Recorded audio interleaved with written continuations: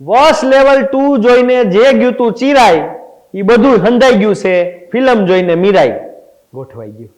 હા બસ તો આ મીરાઈ ફિલ્મની આજ વાત કરવાની છે બાલીલાવ. તો બાલીલાવ મારે તમને એ કહેવાનું છે કે આ મીરાઈ ફિલ્મ તમે જો થિયેટરમાં જઈને જોહો ને તો તમને એમ થશે કે આવું કઈ દુનિયામાં આવી ગયો બાપલા. અરે ભગવાન રામની સ્ટોરીનું કનેક્શન આ ફિલ્મમાં બતાવ્યું છે. આ ઓલો ફિલ્મમાં હીરો જે છે તેજા ચડ્ડા ના ચડ્ડા તો ઓલો દામિનીમાં ચડ્ડા એ નહીં તેજા સજ્જા.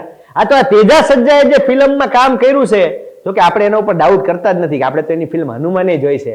જય ગદા લઈને બગડાટી બોલાવી હતી હનુમાનમાં એવો જ આમાં એ લાકડી લઈને બગડા સાટી બોલાવે છે. દગડદીના દગડદીના દગડદીના કરતો તલવાર હમડતો હોય ને એમ લાકડી હમડી લોકોના ધોતિયા ઢીલા કરી નાખ્યા હો એની માને બોલાય કે નહીં? બોલો બોલો વાંધો નહીં હાલે આપણે કાઠિયાવાડી ભેગા થયા પછી બધું બોલાય. પણ ઈ ઓલો વાયડીનો જે વિલન હતો આમાં સ્ટોરી એની એટલી ખુખાર હતી. પણ મારું એક વાત કેવું છે ભાઈ કે વિલનમાં જો કોકને લેવો તો એ ચહેરાથી ખુખાર દેખાવો જોઈએ. હવે ચહેરાથી મારા જેવો રૂડો રૂપાળો તો હું નથી પણ એ વિલનના કેરેક્ટરમાં એ ભાઈ હાલેવા નથી એવું મારું માનવું છે. હો આ તો હું ખાલી કહું છું, બાકી તમને તમારી રીતે જોઈ લેજો. મને કમેન્ટમાં કહેજો તમને શું લાગે છે.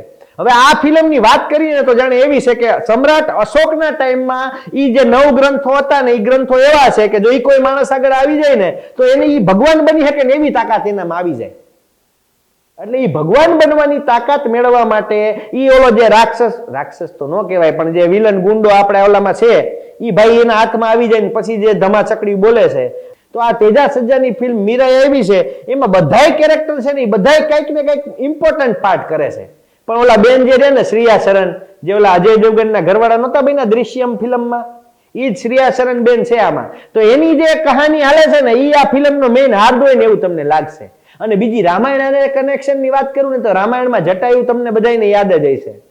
જટાયુ જે હતા ને એમના એક ભાઈ સંપાતિ પણ હતા. તો એ સંપાતિની પણ કહાની આમાં જે દેખાડી છે ને એ તમને કાબિલે દાદ લાગશે. હવે સંપાતિના માટે જે VFX ને જે CGI નું યુઝ કર્યું છે ને તમને એમ લાગશે કે અરે 50-60 કરોડમાં જો આવી ફિલ્મ બનતી હોય તો આ બધા 300 ને 700 કરોડ બગાડતા હશે એ કરશે હું ધૂળધાણી? અરે તમને એમ જ લાગશે કે ઓલા 700 કરોડ ને 300 કરોડ તો બગાડ્યા જ છે. એના કરતા સારા VFX ને સારા કન્ટેન્ટ આ સાઉથ વાળા લાવે જ ભાઈ. અને હું તો માની ગયો ભાઈ આની પેલાની ફિલ્મ હનુમાને આ તેજા સજ્જાભાઈ ની હારી હતી અને આ મીરાએ હારી છે. તો એ રામ ભગવાન આવતા હોય ને વાનર સેજા પગે લાગતી હોય ને એ સીને તમને આમ અંદરથી રૂવાડા ઉભા કરી દે એવો છે. ભલે હનુમાનનું જેવું રિપ્રેઝન્ટેશન કર્યું હતું આ લોકો હનુમાન ફિલ્મમાં એ અપ ટુ માર્ક હતું એટલું ઈ લેવલનું રામ ભગવાનનું આમાં નથી બતાવ્યું. પણ રામ આવે ને એટલે મારો રામ આવે એટલે અંદરથી આપણને સુકૂન ફીલ થાય હો બાપલા.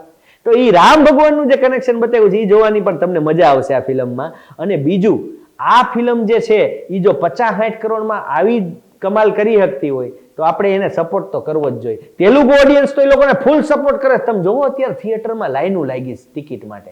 પણ આપણે હિન્દી ઓડિયન્સ છે ને થોડીક આને હેલ્પ કરવી જોઈએ એવું મારું માનવું છે. હવે આપણી ફિલ્મની જો આ લોકો હેલ્પ કરે એવું આપણે ઈચ્છતા હોય વસ ને બચ્ચુભાઈની બેનપણી વસ હિન્દીમાં રિલીઝ કરી છે તો આપણે બી છે ને આ બધી ફિલ્મોને સપોર્ટ કરવો જોઈએ. આ મારું માનવું છે.